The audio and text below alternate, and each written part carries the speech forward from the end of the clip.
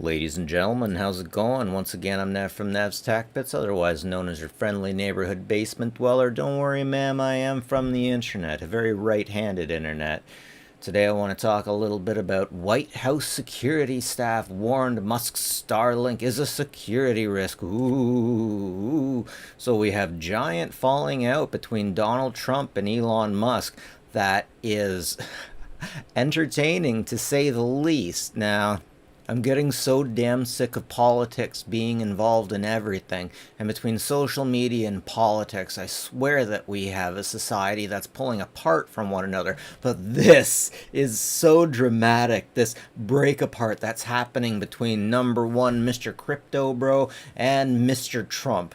They're both in politics. None of them are politicians. What the hell is going on here in America? So I'm Canadian, but we forget pretty quickly that we're in a different country, especially, well, both sides. Elon Musk's team at the U.S. DOGE service and allies in the Trump administration ignored White House communication experts worried about potential security breaches when DOGE personnel installed Musk Starlink internet service in the complex this year. 3 people familiar with the matter told the Washington Post. Now, ultimately, they have set up a Starlink on the roof of the Eisenhower Executive Office Building adjacent to the White House. This setup bypassed standard White House cybersecurity protocols, including multi-factor authentication, full tunnel VPN, device logging, and outbound data traffic. Now, I really want to know how things actually work within the White House when it comes to different levels and different layers of security. What they did is they set up a Starlink and then set up Wi-Fi as Starlink guest. And there's concerns about this because people could be using the internet with this to send out information. But wouldn't it be the same if you had a cell phone that just got 5G signal, 3G, or cellular? Wouldn't it be the same thing? Okay, so I'm looking this up, and yes, you are allowed to use your own phone with your own data with certain restrictions. Oh, but a cell phone is personal, portable, and usually temporary. Okay, so if you had a cell phone and you took it into the office, it'd be coming and going with you. It's not the kind of thing that you can plant and leave.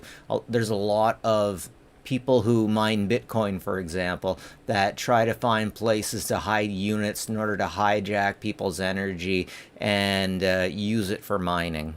Also, it's high speed. This was done with zero oversight. It's somewhat of a national security risk. It was put there without clearance and there's no logger on it. So ultimately, this seems to be the kind of thing that it just really upsets the tech bros, really upsets the network guys. But man, it is not hard to upset a network guy. Those guys got a lot of anxiety. It's so interesting how the honeymoon fell apart so quickly with Donald Trump and Elon Musk. And, oh, this is interesting. So Elon Musk, twice now, including this time, he got pissed off at people and accused them of being pedos, diddlers.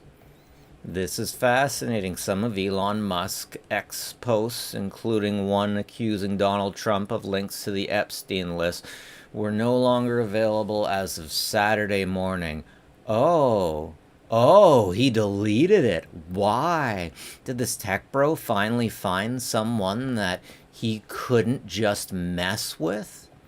So in warrior culture, when you screw up, you're supposed to be checked. And that doesn't happen so much anymore, especially when it comes to the rich. I wonder how rarely Elon has gotten checked. And I wonder if this is one situation where he's going to be very soon.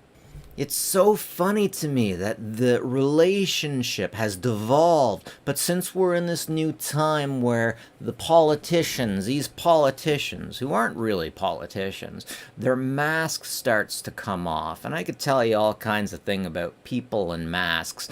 When you're on the internet, you run into all kinds of people with masks. And when you're out in society, you also run into people with masks because we have to come together in a certain way. You have to wear a mask and not be who we want to be all the time, or we would tear each other apart because a lot of us are just dinks. Imagine Asmongold being himself out there all the time. No, we don't want that. We want a society where we wear masks and we try to keep the peace. Now, I really don't like people that make accusations that are baseless or have very little base and twist them. There is a particular evil to that. Now, here's what we have to be careful about when we're talking about the Epstein list. You want to know why we're never going to get the Epstein list legitimately? Even this guy's on the Epstein list. Now, the thing about Epstein is he ran things like an accountant. He had a non-for-profit, and when you do that, you can do a lot of sketchy things. And when you look into him and how he did things, this is going to get dark. Manipulators and traffickers always wear a mask, and they act like they're the good guy. And check it out. This is basically how it happens. The good guy comes around and he says, hey, I'm good. I'm all of these positive things. I do good things. You should hang out with me. And then we'll do good things and we'll make the world a better place, right? And then all of a sudden, once they have you in their grips, they're all like, surprise, cockfag! I'm not actually a good guy, and I'm trafficking your ass and your balls. So Jeffrey Epstein had so many things going on that were above board. They looked very good. You're not going to have a problem with it.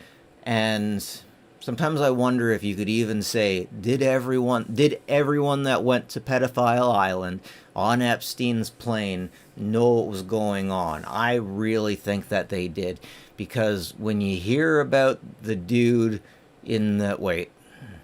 Oh, geez, legitimately, I'm not sure if I'm thinking about Bohemian Grove, but when you get rich people together, a lot of crazy things happen, and people with less money who are marginalized get abused.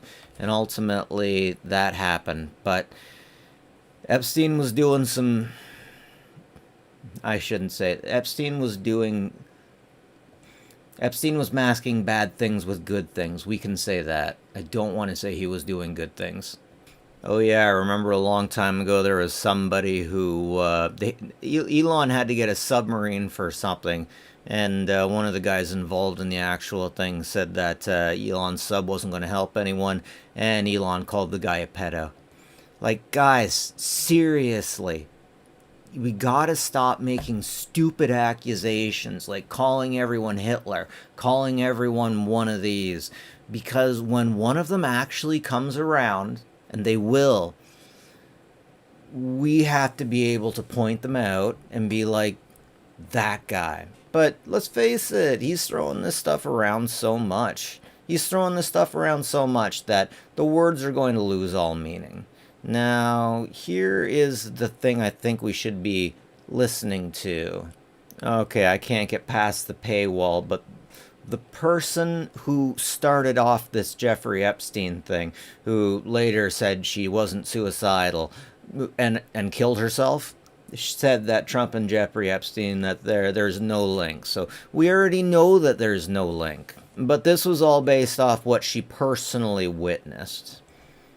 Now, what I'm kind of wondering is why they, if I'm right about this, then why wouldn't they just come out and say, look, everyone's involved in the list. And what list are you talking about? Do you want a list that is everyone who was on an Epstein airplane? Because that's one thing. Everyone who's gone to Epstein Island, that's one thing. Or everyone that Epstein ever interacted with. Because if we go with that interaction list, oh man, I remember that there was a guy that was fingered, basically saying, hey, you did this. And the guy was like, hey, Epstein said he was going to give our school laptops, and then something like he wanted me to send girls his way to go to another country in order to benefit or something like that. And he's like, no, we're not doing that. That's okay. And because of that, you get problems with said list. I really don't think he killed himself, and it's really unfortunate that a wood chipper didn't get to this guy first. But something I want to point out is that relationships don't seem to last. It's like if you're in a party with somebody, maybe it's just me, but even in high school never really changes. Work parties, you get into a party, you're all there, you're good. And then 5 years later, it's like one person in that party you are just not going to ever talk to again. You're going to have gripe with, you're going to have issues with. And I keep hearing some sensitive women say, why did my old friend stop talking to me? I didn't do anything really bad. I didn't do anything over the top. And to that I would say, people just, the friendships, I don't know if we have an idealism way of how they work, or familiarity breeds contempt is a saying that I used to hear a lot in the 80s, not so much anymore. But when you listen to victims' trauma and whatnot, of course they say that when you're sitting down at a table, at your supper table, it's most likely that if you were to get abused, it would be someone around the table. And I just see that as being another example of what's going on here.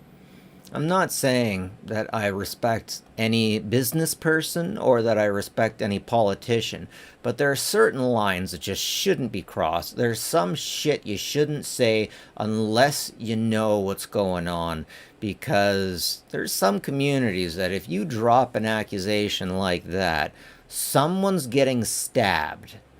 I'm just saying it. It might be the guy that had the accusation made against him. It might be the guy that made the accusation. But I'll tell you one thing for sure. Police are very careful about this. So careful. And one thing you see more and more is that when people hate each other, when they decide that they don't like each other anymore, particularly women towards men, men's groups are always concerned about this, that they will say things like, oh, he took advantage of me, or now this is what men are really worried about. They have a hard time talking about it, but if you listen to men's groups, they'll say they worry that she's going to say, I did something to her kids. And we're all fucking terrified about that, because you do not want that on you. All that I can say is, it's really entertaining to watch from the sidelines, but bad form. Bad form, Elon. You know what this really reminds me of? When I go back in history and I hear stories about the Crusades, there was the whole thing was supposed to be a fight to get to the Holy Land, but there was so much shenanigans that went on. Like, one of the knights and his guys took over a Muslim-held castle, and then when his other knight friend came with their group a few days later, they were like, hey, let us in. And they're like, no, you're going to also want to fly your flag, and this is my place. So the guy, okay, we'll stay outside. And while that army was camping outside, the Muslims came back under cover of night and did everyone in the quiet. Now, the castle woke up and looked out to see a very silent camp. They were on the same side. They were on the same side. But someone wanted money a little bit more than somebody else. Someone wanted not money, but power. They wanted power.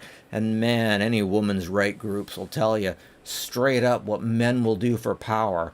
And any man will tell you what other men will do for power. Hell, I'm sure every reasonable oh shit, this is Al Jazeera. Sorry. Any reasonable person could probably tell you a story of when they fought a friend based off a woman. And, geez, is that just how it goes? Everybody has a price. As a child, I knew the $1 Million Man had his saying, everybody has their price. Ah, ah, ah. And as we look on to see even things like women, when women make a crap ton of money, they usually leave their husband and find a new husband. There's a Simpsons episode about that, but it's reasonable because a lot of people date people at the same level as them. I'm sorry, I've gotten way off topic here. But yeah, oh, Al Jazeera. I used to respect them so much. It was crazy. There was a time when I really felt like if I needed the awful truth, I needed to listen to the Russian Times or Al Jazeera. And I remember that made me feel a little bit bad. I remember I argued with a friend who said Al Jazeera was a bunch of terrorists. And I was like, no, I was mad at him. No, they're not. And then October 7th happened, and then oh, you find out that you had Al Jazeera reporters that were... Wait, let me just verify this. Okay, correction. The IDF claimed that there was Hamas operatives that held Israel hostage in his home. All right, that was Israel alleging things. Now, this is one of the times when, you got to check your stuff and admit that you're wrong when you're wrong. Be challenged. Trust me, I'm as challenged as they come. And if there's one thing I've noticed about the world, is no one really wants to challenge anybody, especially if they're friends. Forget I said that, but the nuance is pretty thick. Sometimes if you want the truth, you have to ask your enemies what's going on. I kind of hate that I said that, and I feel a little disgusted by the whole situation. I digress. But yeah, we got a little bit of Starlink Wi-Fi up there. Anyways, ladies and gentlemen, that's it from me. That's Tech. But like and subscribe if you like this stuff. It's always appreciated. But more importantly, please take care of one another. Maybe give your mom a call. Help somebody out. I don't know. But take care of each other. Have a good one, folks.